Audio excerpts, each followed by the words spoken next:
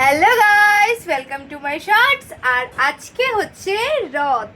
আজকে রথের first day, মানে এটাকে কি রথ বলে কি বা বলে জানি না আমিও, মানে ফার্স্ট রথ বলে। আরেকটা যেটা হয় 7 দিন পরে নাকি, সেটাকে তো ফিরতি রথ বলে, বাট আজকে তো ফার্স্ট রথ। তো আজকে আমরা রথ দেখতে যাব।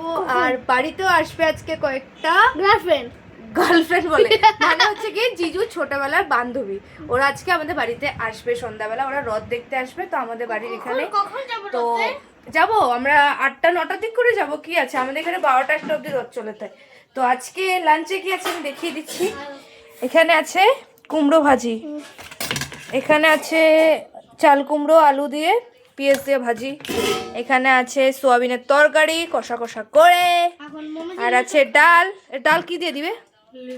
লেবু দিয়ে ডাল। আর ভাত তো আজকে প্রেসার কুকারে বানানো হয়েছে। চলো গাইস, এখন মোমোজিকে খাইয়ে দিই। বাই।